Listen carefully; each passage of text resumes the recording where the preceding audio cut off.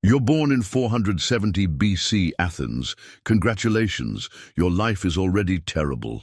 While other babies are napping and drooling in peace, you're stuck with a lifelong job description. Make everyone around you uncomfortable by asking them why they do everything they do. Welcome to the world of Socrates, where the only thing you're really good at is being a massive buzzkill. The day you're born, the universe basically hands you a lifelong ticket to question everything, even the things that don't need questioning, like whether your diaper is properly fastened. Spoiler alert, it's not.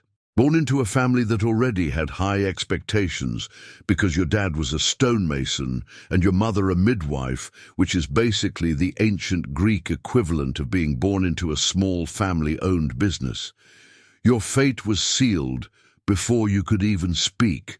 You weren't just going to be another philosopher, you were going to be the philosopher. But that also meant a lot of heavy lifting, and not the cool kind like lifting weights in the gym. Nope, this was the mental gym where the weights were questions, and the only thing you ever gained was a lifetime of existential dread. As a kid, you didn't get to do what normal children did. No fun, no games. Forget the typical childhood experience. Your version of playing was debating. While everyone else was pretending to be heroes, you were busy memorizing texts no one your age should understand, arguing with adults who couldn't even comprehend what you were saying.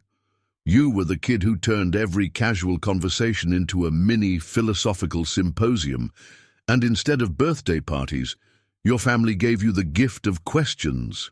Great, right? Your life wasn't about playdates.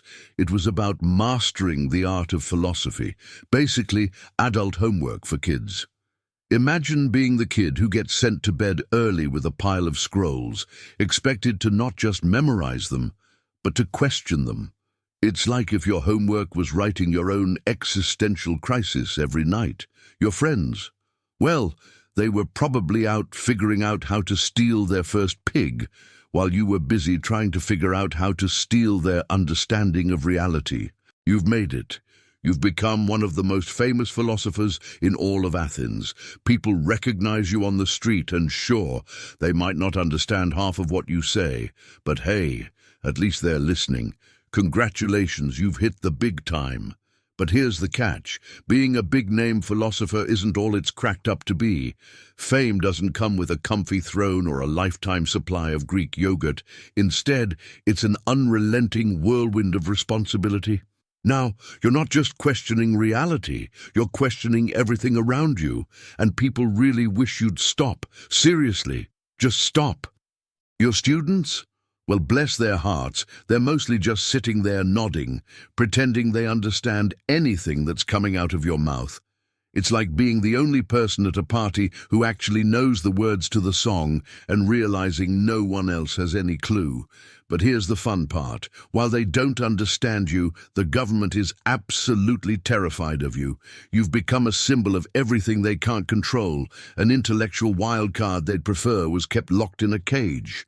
Too bad that cage is a metaphorical one, because you've got about as much freedom as a dog on a leash. Now that you're a well-known figure, it's time to face the music. And oh, what a tune it is. It's not all sunshine and Greek wine. Nope. It's more like the world's worst philosophical karaoke night, and you're stuck singing the tune of "I'm Too Smart for My Own Good." Your mentor, the guy who taught you everything, just got executed by the government for corrupting the youth. Yeah, real uplifting, right? So now, instead of being able to unload your deeply annoying philosophical ideas on him, you're left with no one but your own reflection. And let's be honest, when you start debating with yourself in the mirror, you know you've hit rock bottom. And as if things couldn't get worse, you're invited to teach a king.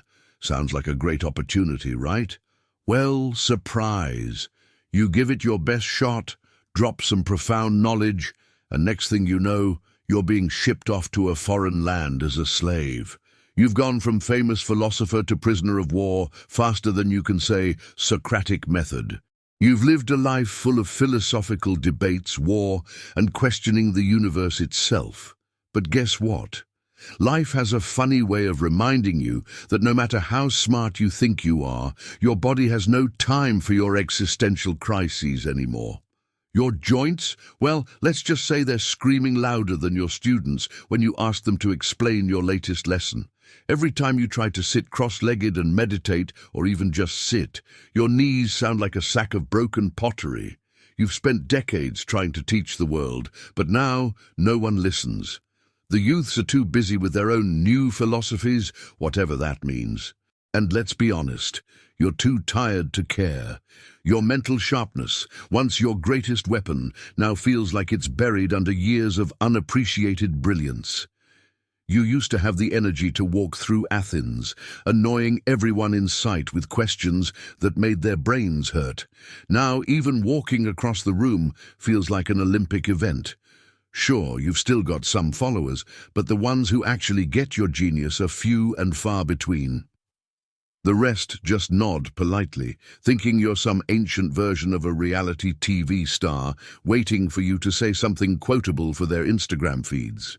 And then the inevitable happens.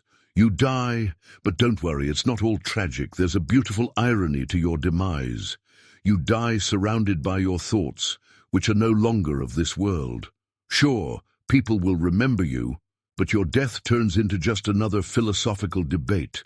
Some will claim that you were a martyr, others will say you were a nuisance. You know, the usual. Your philosophies will go on to fuel political debates for centuries. But by then, no one really remembers you.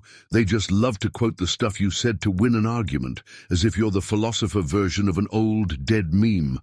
And there you are in the afterlife, watching as your life's work is turned into academic jargon and hashtags. You were right all along. You just never got to see it. So yeah, being born as Socrates wasn't all it was cracked up to be. You spent your whole life questioning everything, only to get executed for it. But hey, at least you didn't have to deal with Twitter. Imagine trying to explain your ideas in 140 characters. In the end, it turns out your biggest philosophical achievement wasn't finding the meaning of life. It was becoming a symbol of irony. You didn't even get to enjoy the fame. At least today, we can just mute the annoying philosophers. You, on the other hand, no such luck.